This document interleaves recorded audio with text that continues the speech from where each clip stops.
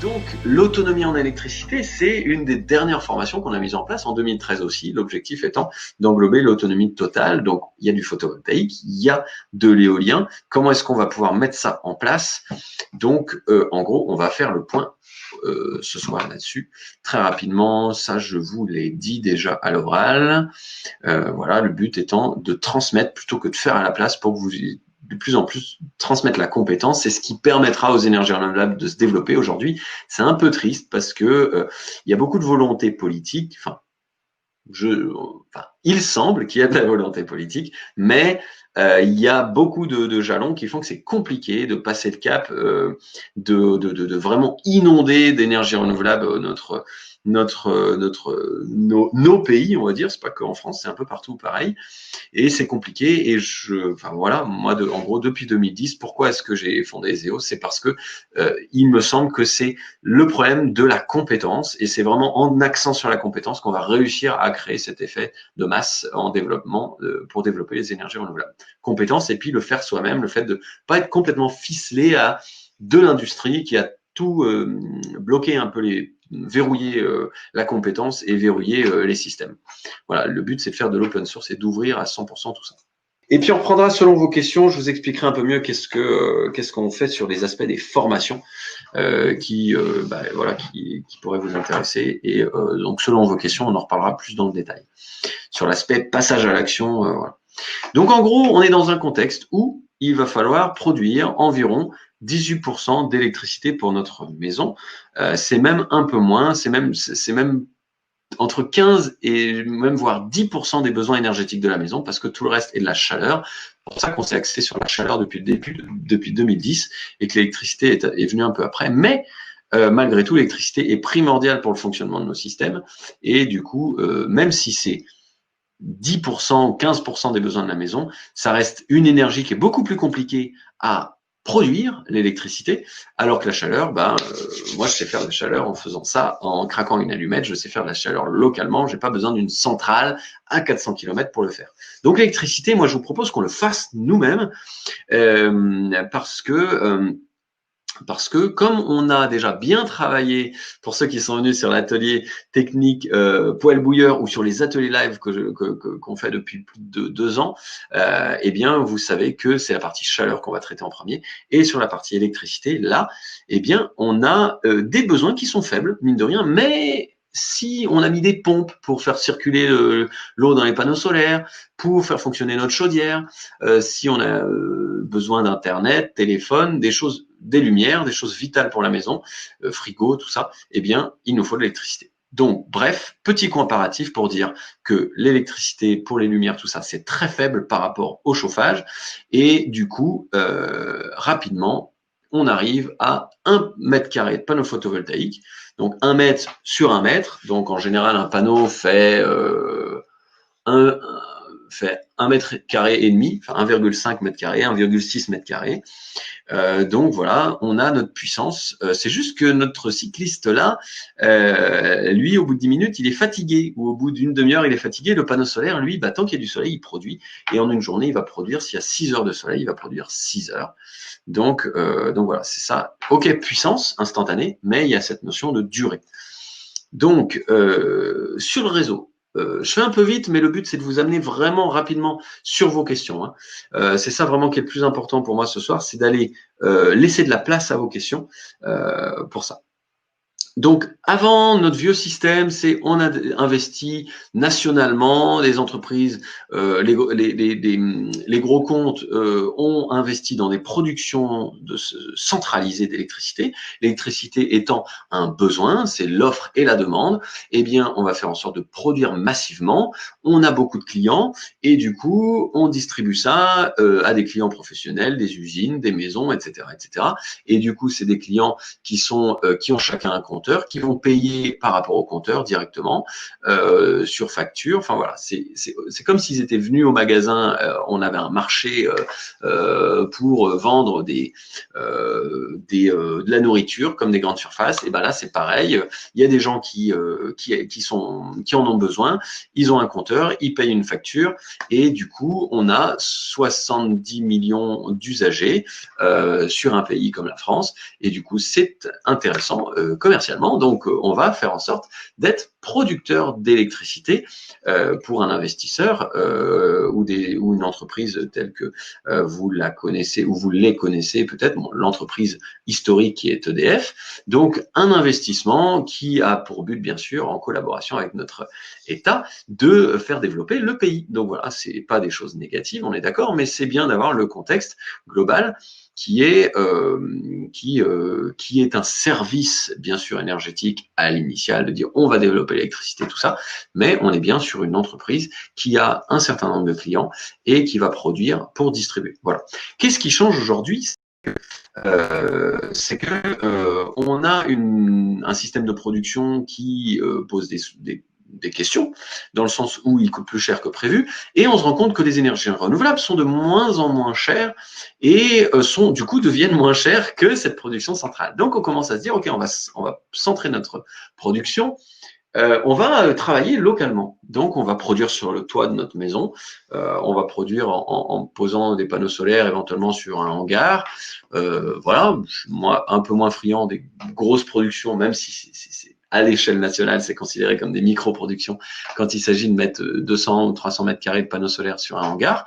Mais voilà, c'est comme ça que ça va fonctionner. Sur un hôpital, sur une industrie, on a des grandes quantités de surface de toiture. Et ben pourquoi pas utiliser ces toitures pour produire de l'énergie qui va servir localement. Voilà, donc c'est ça qui change réellement. Et à terme, eh bien, oui, on aura toujours des centrales, faut pas se leurrer, mais on va avoir beaucoup moins besoin de flux ici sur cette grosse flèche parce que ici, comme on travaille en interne, eh ben, ce qui rentre, c'est le restant. Voilà, donc c'est comme ça que ça va se passer. Donc là, tout à l'heure, j'ai une question, quelqu'un qui me dit ouais, comment câbler. Donc pour 2 panneaux photovoltaïques en autoconsommation, le schéma, il est extrêmement simple. C'est un micro-onduleur. Sur une partie du micro-onduleur, on branche le panneau. Sur l'autre partie, on branche la maison. Voilà. Donc, si on a 2 micro-onduleurs, on a un câble spécial qui branche les 2 micro-onduleurs entre eux et il reste du coup un bout de câble qui sort. Et sur ce bout de câble qui sort, eh bien, soit on le branche à une prise, attention, pas au-delà de 2 panneaux, soit on le branche au tableau électrique directement, ou en général, je dis directement, non, il faut un disjoncteur différentiel. C'est un petit coffret d'injection réseau, on appelle ça, et il y a un disjoncteur différentiel qui nous permet d'intervenir pour couper si besoin. Donc, comme si on pouvait débrancher la prise physiquement, bah là, il faut qu'on intervienne sur les panneaux avec un disjoncteur. Voilà. Voilà comment ça se passe sur de l'autoconsommation. Donc, comme vous pouvez le constater, c'est très simple. Sur la partie autonomie,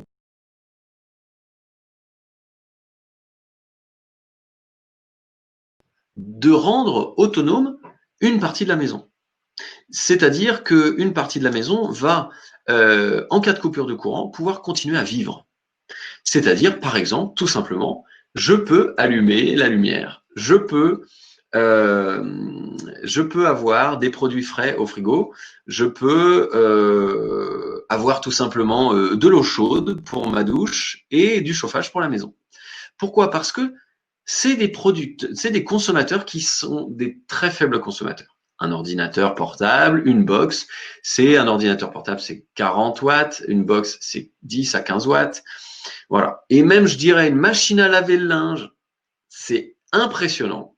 Mais si vous y mettez de l'eau chaude directement et que vous ne sollicitez pas la résistance électrique de la machine à laver le linge, eh bien, la consommation, elle est d'environ, du moteur à tambour qui lave, environ de 100 watts.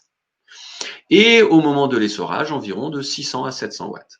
Donc, ça fait des consommateurs qui sont très faibles parce que, en plus, c'est sur des petites périodes. L'essorage, c'est sur quoi? C'est sur 5 minutes, 10 minutes. Donc, ça consomme pas longtemps. Voilà. Donc, c'est pour dire que tout ça, on peut le rendre autonome. Donc, on peut rendre quasiment la totalité de notre maison autonome avec un kit d'autonomie partielle. Pourquoi partielle? Parce qu'on a quand même besoin du réseau en cas, voilà, en appoint. Parce qu'on n'a pas dimensionné 100% pour l'autonomie totale. Donc, on a quand même le réseau, on est tributaire du réseau un minimum, mais en cas de coupure de réseau, on sait que en serrant un tout petit peu la ceinture, on a une autonomie. Mais il y a quand même un petit changement de comportement. Et plus de four électrique, plus de résistance électrique d'appoint, plus de radiateur électrique d'appoint, terminé, ça bien sûr, parce que c'est des gros consommateurs, on l'a vu tout à l'heure, et ça, on ne peut pas solliciter les batteries là-dessus. L'autonomie totale, ce qui change, c'est que on n'a pas de réseau. Et pour pallier au fait de ne pas avoir de réseau, on a un groupe électrogène d'appoint, nécessairement. Et pour éviter que le groupe électrogène d'appoint se démarre trop souvent, et ça fait du bruit, c'est de l'entretien, groupe électrogène, attention. C'est le problème majeur, c'est le bruit et l'entretien. C'est ça. C'est que il faut faire des vidanges, il faut entretenir tous les X centaines d'heures de fonctionnement.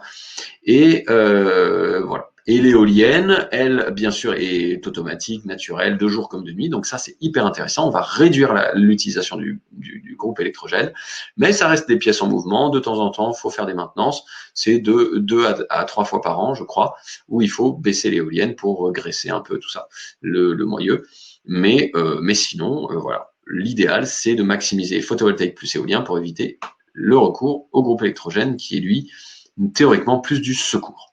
Donc en autonomie totale, en fait, on a là j'ai laissé, c'est pas l'autonomie totale, c'est l'autonomie partielle du coup.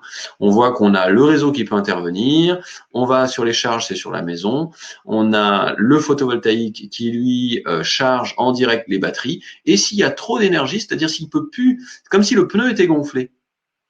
C'est comme si là, on gonfle un pneu, la batterie c'est un peu ça, hein. Au lieu de mettre de la pression, on met de la tension, et on gonfle la batterie, et quand la batterie est pleine, et ben, c'est comme s'il y avait une soupape qui faisait remonter l'électricité, et là, l'électricité, soit il va dans la maison, soit il va sur le réseau si on a autorisé l'injection réseau. Voilà. Donc, c'est des systèmes qu'on a comme ça, qu'on programme dans les formations pour que ça puisse fonctionner pour la maison. Dernier système, c'est le pompage au fil du soleil. Pour ceux qui sont dans l'agriculture, c'est des systèmes qui sont extrêmement simples, qui nous permettent s'il y a du soleil, d'aller pomper l'eau qui va monter dans un château d'eau et qui va ensuite irriguer par la pression gravitaire à tout moment. Faire du pompage au fil du soleil direct, ça veut dire que parfois vous n'avez pas besoin tout de suite d'eau et ça va vous envoyer de l'eau sur les plantations. Donc en général, c'est quand même mieux d'avoir un stockage, mais tout le monde ne peut pas avoir un château d'eau. Donc voilà, bon, ça se fait beaucoup dans les pays. Ça se fait pas forcément en France. On va plutôt préférer d'être sur le réseau avec des systèmes de vases d'expansion, etc. Mais bon, en tout cas, voilà, c'est les autres solutions qui fonctionnent. Et là, les schémas un petit peu spécifiques qui vont répondre à ce qu'on disait sur l'aspect de la voiture. Est-ce qu'on peut irriguer, enfin remplir les batteries d'une voiture? La réponse est oui, mais on va faire en sorte de travailler sur 2 systèmes photovoltaïques. À la fois un système avec des micro-onduleurs qui vont envoyer leur électricité directement sur le tableau électrique, comme on l'a dit tout à l'heure, et hop, ça va partir sur la voiture électrique. En partie, c'est qu'on ne peut pas brancher directement des panneaux sur une batterie de voiture. Ça ne marche pas, ce n'est pas possible. Il faut soit être à la puissance requise, soit avoir l'aide du réseau pour pouvoir compenser et être à la puissance requise. Ou alors investir dans un parc de batteries suffisant et un onduleur suffisamment puissant qui fait que quand on branche la voiture, on a toute la puissance disponible pour ça. Donc ça fera un transfert de batterie à batterie, mais ça va commencer à coûter cher. Donc, c'est pas forcément ce que je vais vous préconiser. Alors, voilà, je vais un peu plus loin. Maintenant, je sais que là, aujourd'hui, c'est pas forcément, c'est pas, comme je vous disais, l'idée, c'est pas de comprendre dans le détail, c'est de vous, pour ceux qui ont vraiment besoin, je sais qu'il y en a qui travaillent même dans des pays en développement où il y a des besoins d'électrification rurale. Je vous ouvre l'idée, c'est d'ouvrir les perspectives. Et après, bien sûr, le thème, c'est pas d'aller expliquer dans le détail tout ça, mais production, électricité, poteau électrique, on peut avoir des délestages dans les pays, beaucoup dans les pays en développement, on a souvent des problèmes de délestage. Ça veut dire quoi? Ça veut dire que ils coupent l'arrivée d'électricité parce qu'ils n'ont pas assez pour éviter le blackout du système, ils coupent littéralement des quartiers, des villes entières. Et du coup, ça veut dire qu'il faut avoir recours à un minimum de stockage batterie dans les maisons et éventuellement, là, on voit, on peut avoir un surplus de production photovoltaïque qui permettrait aussi de charger des voitures. Voilà. Et avec le système qui vient juste là, c'est que là, on serait sur un système avec cette fois-ci soit une sécurité supplémentaire avec groupe électrogène et des batteries centrales pour équiper un quartier ou un hôpital ou un certain nombre de maisons, un certain nombre de bâtiments qui nécessitent une sécurité électrique avec batterie et groupe. Et là, du coup, soit avec le réseau qui est très instable et qui viendrait quand même au soutien quand il est présent, soit pas de réseau du tout et de l'autonomie totale. Et voilà, et pour finir, je vous en parlais, on a aussi possibilité de grouper des maisons entre elles, donc avec mutualiser groupe électrogène, éolien, et du coup on peut mutualiser certaines choses tout en gardant des systèmes qui nous appartiennent. Donc on peut avoir envie de mutualiser, mais en ayant quand même l'aspect vital de notre système qui est dans notre maison, dans notre local technique, et donc on n'est pas que des systèmes en commun, c'est pas forcément des communs, mais des maisons, des voisins qui veulent quand même mettre quelques éléments en commun, et du coup il y a des techniques de branchement qui peuvent fonctionner pour ça. Voilà, j'ai beaucoup parlé, donc maintenant c'est à vous de jouer.